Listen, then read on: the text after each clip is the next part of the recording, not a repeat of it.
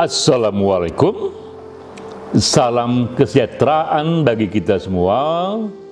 Om Swastiastu, Namo Buddhaya, salam kebajikan. Awalnya adalah kearifan, awalnya adalah wisdom, lalu kearifan tersimpan di dalam puisi. Ini kuliah singkat, serial kultum, kuliah 7 menit. Kita menggali kearifan dari kutipan puitis, baik puisi ataupun prosa. Kali ini kita akan gali kutipan puitis dari seorang pemikir dan juga seorang aktivis. Ia bernama Nawal El-Saadawi. Nawal El-Saadawi, ia lahir di Mesir, hidup di tahun 1931 hingga 2021. Tahun ini ia wafat dan ia dikenang karena ia dianggap Simone de Beauvoir dunia muslim. Ia dianggap seorang pemikir feminis dari dunia muslim. Kita kutip satu pandangannya dalam buku Woman at Point of Zero. Ini yang dikatakan oleh Nawal El-Saadawi. Ujarnya, saya nyatakan kebenaran. Dan kebenaran memang buas dan berbahaya bagi dunia yang penuh kebohongan. Ini ucapannya, saya nyatakan kebenaran, namun pastilah kebenaran ini akan dianggap berbahaya bagi dunia yang penuh kebohongan. Apa makna lain yang lebih dalam yang terkandung di dalam kutipan dari Nawal ini? Maka kita gali dulu sedikit kisah hidup dari Nawal El-Saadawi, karena pastilah kutipan itu datang dari jeritan batin pengalaman hidupnya. Nawal El-Saadawi, ia tak hanya dokter, ia tak hanya psikiater, ia tak hanya penulis, tapi lebih dari yang lain, ia seorang feminis, dan feminis yang hidup di dunia muslim. Seperti dikatakan di awal tadi, hingga kini ia dianggap Simone de Beauvoir bagi dunia muslim. Simone de Beauvoir itu adalah pemikir Prancis yang dianggap ikut mengawali tumbuhnya emansipasi wanita di dunia barat. Simone de Beauvoir. Nawal dianggap versi muslim dari Simone de Beauvoir. Sejak kecil, Nawal mengalami sendiri kultur yang sangat didominasi oleh laki-laki. Ketika umur 5 tahun, ia dipaksa untuk sunat, satu pengalaman traumatis yang ia bawa hingga akhir hayatnya, di mana ia dipaksa sunat di umur 5 tahun. Di umur 10 tahun, ia pun dipaksa untuk menikah dini. Ia teringat, ia menjerit ketakutan dan melawan. Ia tak mau menikah. Sampai akhirnya, keluarganya pun menerima ia tak jadi dinikahkan dini di usia 10 tahun. Namun jika saja ia tidak melawan, ia pun termasuk wanita yang dinikahkan dini usia 10 tahun, yang dalam kultur itu hal yang biasa. Dan ia juga teringat ketika remaja, neneknya berteriak kepada Nawal dan mengatakan bahwa bocah laki-laki itu harganya minimal sama dengan 15 bocah wanita. Ia teringat dan ia terpana. Nenek yang disayanginya yang terhormat mengatakan itu, bahwa satu bocah laki-laki itu setara nilainya minimal dengan 15 bocah wanita. Sementara ia bocah wanita, ia terpukul dan terpana dengan situasi itu. Nawal lalu tumbuh sebagai seorang cerdas, ia menjadi dokter, bahkan ia sempat menjadi menteri kesehatan di Mesir.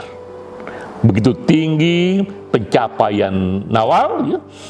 Namun di era itu ia sudah mulai menjadi feminis. Ia membuat buku berjudul Woman and Sex dalam dunia muslim. Ia katakan di sana betapa tradisi sunat bagi wanita itu adalah bentuk dominasi lelaki kepada alat seksual wanita. Ia katakan itulah dunia patriarkal dalam mendominasi dunia seks wanita, sehingga wanita itu direduksi dari manusia menjadi hanya alat reproduksi belaka. Sehingga bahkan wanita pun dipaksa untuk sunat. Bukunya cukup menggemparkan dan mengkhawatirkan, hingga akhirnya ia pun dipecat sebagai Menteri Kesehatan. Lebih dari itu, ia pun dipecat sebagai pemimpin redaksi jurnal kesehatan. Dan ia melihat sendiri betapa ekspresinya menyatakan kebenaran ternyata menurutnya berbahaya bagi dunia yang penuh kebohongan, dunia yang menurutnya didominasi oleh laki-laki. Lebih jauh dari itu, terus saja Nawal menyampaikan kritiknya, bahkan akhirnya ia masuk penjara.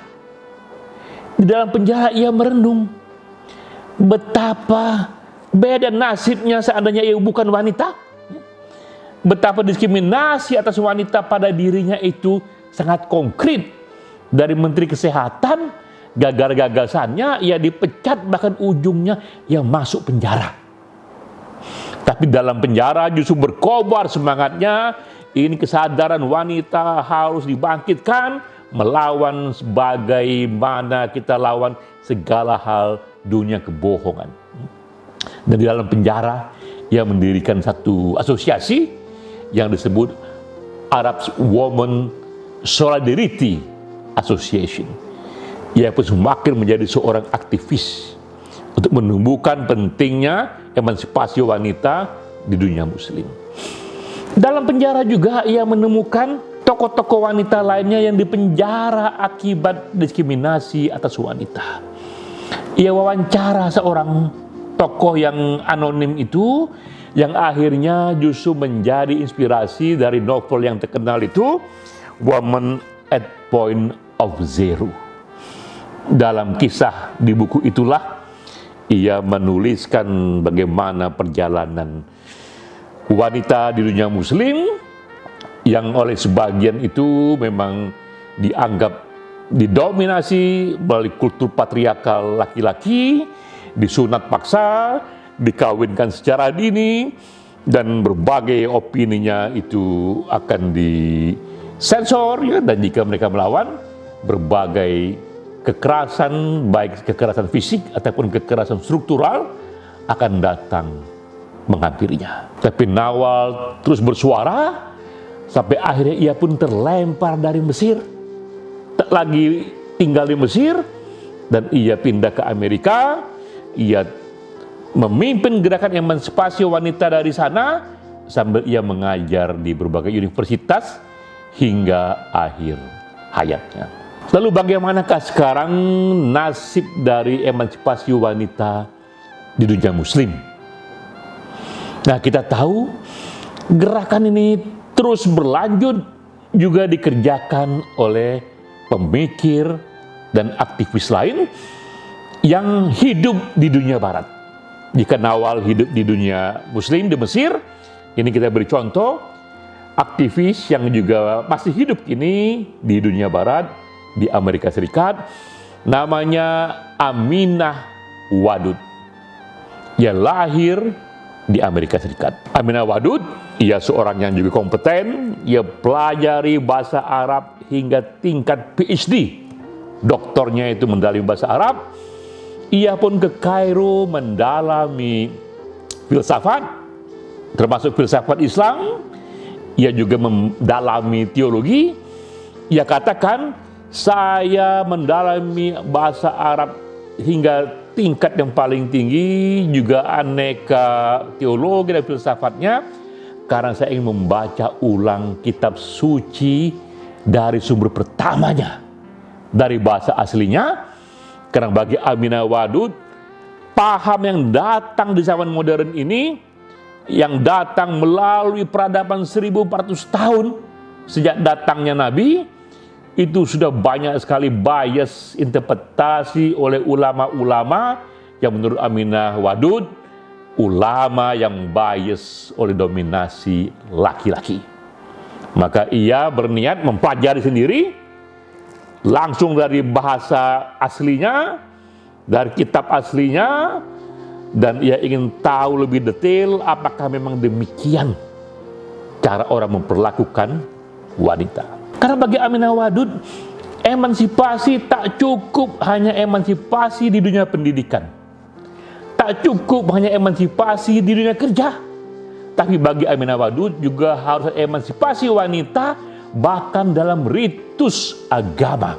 Itulah bentuk pertumbuhan terakhir emansipasi. Aminah Wadud meyakini bahwa manusia itu ditentukan oleh kualitas dari pribadinya, bukan oleh gendernya.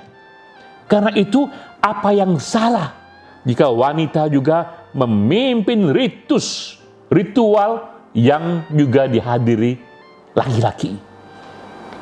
Aminah Wadud menolak jika wanita hanya berdiri di belakang saja dalam satu sholat bersama, di belakang saja yang selalu berceramah, yang selalu memimpin ritual itu selalu laki-laki.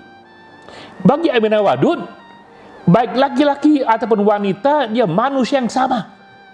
Mereka ciptaan Tuhan yang sama. Mengapa tak bisa wanita menjadi imam sholat yang juga dihadiri laki-laki? Mengapa wanita tak bisa menjadi pengkhotbah Jumat yang juga dihadiri laki-laki? Ia manusia yang sama, ciptaan Tuhan yang sama. Disinilah hebatnya Aminah Wadud. Ia tak hanya pemikir, ia juga aktivis. Maka terjadilah itu sejarah yang mengagetkan banyak orang. Tahun 1994, untuk pertama kalinya di dunia modern yang diliput banyak media, ia sendiri memberikan khotbah Jumat yang dihadiri oleh hadirin yang juga ada laki-lakinya. Orang terpana, karena biasanya itu dunia laki-laki. Sekarang Aminah Wadud sendiri yang memimpin khotbah itu. Tahun 94 ia mengatakan itu, ia mengerjakan itu, dan kritik datang bertubi-tubi. Ia pun terdiam selama 10 tahun, karena revolusi yang ia bawa begitu hebatnya. Namun ia tak berhenti di sana. 11 tahun kemudian, tahun 2005, di Amerika Serikat lebih jauh lagi. Ia sendiri yang memimpin sholat berjamaah yang juga dihadiri laki-laki. Aminah Wadud imamnya, seorang wanita menjadi imam bagi sholat bersama yang dihadiri laki-laki. Begitu banyak para muslim-muslim konvensional yang protes, berdiri di ujung tempat mereka sholat. Mereka mengatakan ini sebuah penyimpangan. Tapi karena di Amerika hak asasi dilindungi, dikatakan jika kalian tak setuju, kerjakan apa yang kalian yakini. Tapi mereka yang meyakini keyakinannya dilindungi konstitusi. Maka terjadilah itu.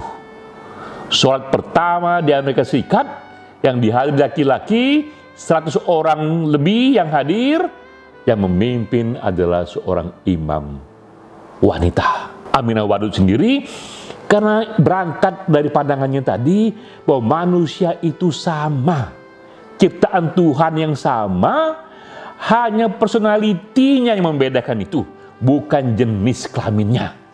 Karena itu mengapa tidak wanita juga harus dibolehkan menjadi imam bagi sholat bersama laki dan perempuan. Yang tak setuju silakan jangan ikut, tapi yang setuju silakan ikut. Dan kini berkembanglah itu satu jenis tradisi yang baru yang dipimpin oleh wanita. Kita pun teringat kembali ucapan dari Nawal bahwa kebenaran itu bahaya bagi dunia kebohongan, namun lebih dari itu lagi, kebenaran itu bahaya bagi mereka yang tak siap dengan perubahan. Aminah Wadud sekarang memimpin gerakan ini, emansipasi wanita dalam bentuknya yang sekarang ini mungkin paling tinggi.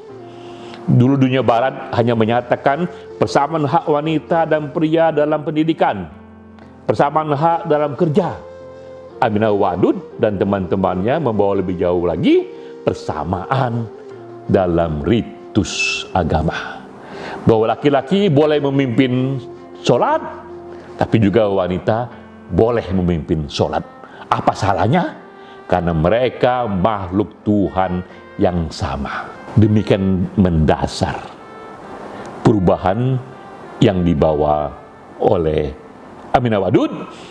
Dan kini ketika kita teringat kembali kutipan dari Nawal bahwa saya menyatakan kebenaran dan kebenaran ini berbahaya dan juga buas, terutama bagi dunia yang penuh kebohongan.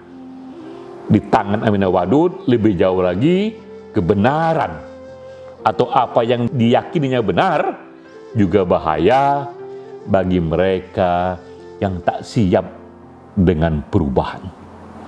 Perubahan yang dibawa oleh Nawal, perubahan yang dibawa oleh Aminah Wadud, ada perubahan menuju emansipasi manusia yang lebih sederajat, tak peduli warna kulitnya, tak peduli status ekonominya, dan tak peduli jenis kelaminnya. Sekian, sampai jumpa.